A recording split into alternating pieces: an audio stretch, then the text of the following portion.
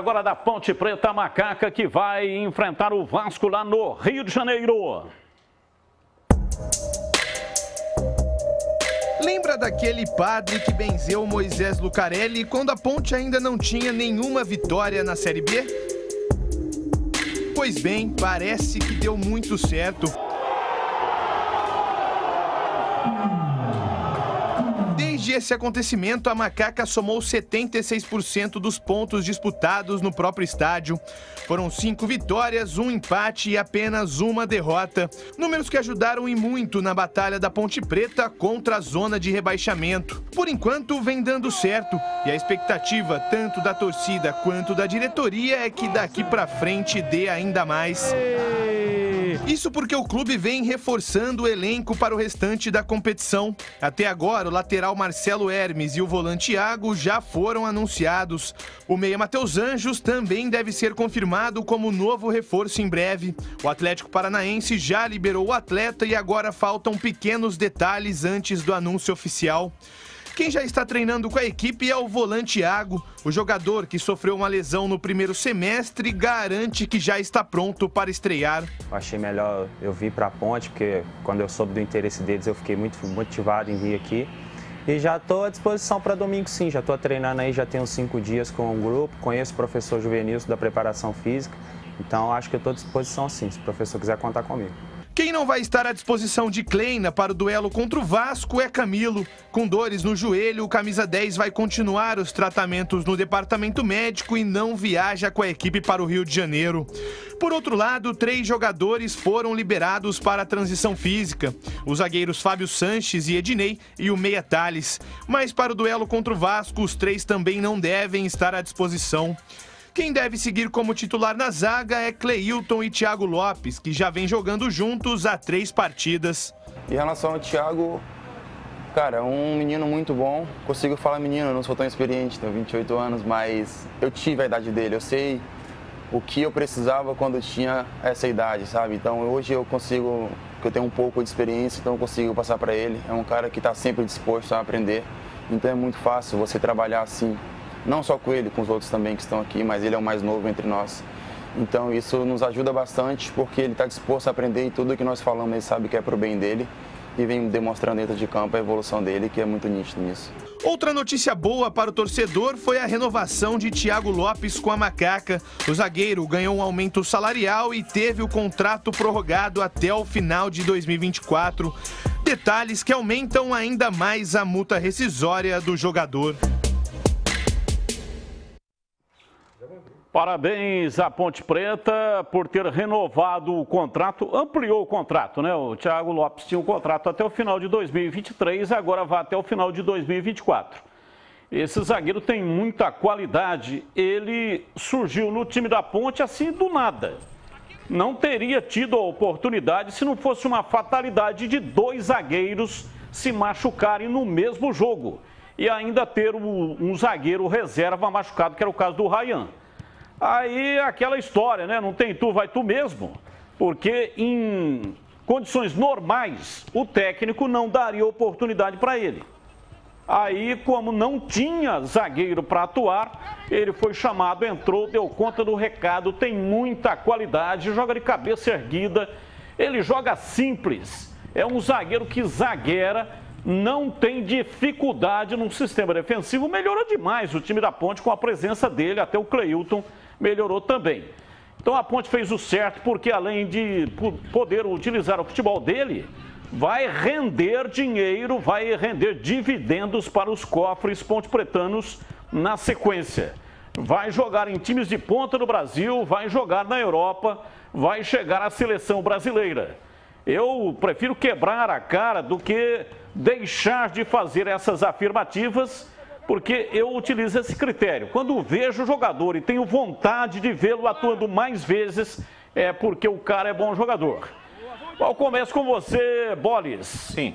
Você que viu a estreia dele, Sim, né? Você estava lá narrando o jogo pela Rádio Bandeirantes. Foi contra o Confiança ou CSA, era um time azul. Mas enfim, ele foi, além disso tudo que você falou, muito bem colocada a situação, tem muita personalidade também. Entrou uma partida complicada, a Ponte vinha de maus resultados, com muita personalidade. Durante o jogo, inclusive, ele acabou tendo um problema, mas se recuperou. Evidentemente, Batista, que é jovem, ele vai oscilar, o que é perfeitamente natural, né? E o Gleger está aqui, fala com propriedade em relação a isso, mas muita personalidade. A Ponte que vinha sofrendo o setor defensivo e a solução estava dentro de casa, né? Uma solução caseira que foi encontrada pelo Gilson e pela sua comissão técnica. Você falou do Gleger, o Gleger viveu uma situação assim. Sim. O Pitarelli era o goleiro, se machucou. O Irã era o goleiro, foi afastado. Isso, o Irã era o titular. Isso. Pitarelli reserva, você o terceiro. Exatamente. Aí o Irã se machucou. Não, o Irã foi afastado, lembra? Foi afastado. Foi afastado, o Pitarelli começou a jogar. O Pitarelli que foi contundido. O Irã foi afastado por indisciplina, Indisciplina, exatamente. Aí entrou o Pitarelli, se machucou no jogo lá em Porto Alegre. Estava bem o Pitarelli, né? Naquela ocasião, acabou se machucando. O Pitarelli tinha sido campeão da Copa São Paulo de futebol júnior, em 94. Foi antes um pouco. Mas aí em 97 ele entrou e era titular no lugar do Irã. Isso. Aí se machucou em Porto Alegre e o jogo seguinte era contra o União São João de Araras, uma fogueira imensa. Foi mesmo. Porque o Guarani estava com 99% de chance de ser rebaixado, tinha que ganhar todos os jogos. Ganhou do Grêmio lá em Porto Alegre, no antigo Estádio Olímpico. Aí tinha o jogo contra o União São João de Araras, aquele jogo lá no último minuto, o gol do Edinho Goiás de cabeça. O empate rebaixaria o Guarani. O empate rebaixaria. Você fechou o gol lá. Exatamente. Foi a minha estreia. E depois o último jogo contra o Vasco. Então, mais do que ninguém, você pode falar dessa situação muito parecida aí com o Thiago Lopes. Você sabe que tem uma coisa que é importante demais, é a personalidade. Ele entrou numa furada, os dois zagueiros da Ponte se machucaram, né? Entrou o Cleilton na vaga do Ryan. E aí, logo depois, o Fábio Sanches se machuca e entra o Thiago Lopes. E aí eu já percebi, um menino de muita personalidade. Apesar da pouca idade, se nesse momento você não tiver uma personalidade forte, né? E não realmente está pronto para aquele momento, se preparando para a hora que aparecer a oportunidade de você agarrar, aí você não consegue dar sequência. E o Thiagão mostra, né, deu mostras naquele jogo e mostra aí na sequência que vem tendo que estava pronto, está pronto. Ele se preparou para esse momento. E, diga-se de passagem, tem muita personalidade, né? É um bom zagueiro, parabéns à diretoria pela renovação. É claro que ainda tem alguns ajustes, é um menino ainda, mas pela personalidade e pela postura como atleta e postura tática também, tem muito futuro esse menino Thiago Lopes. Júlio Nascimento, falando também do Thiago Lopes e sobre o jogo da Ponte contra o Vasco lá no Rio domingo.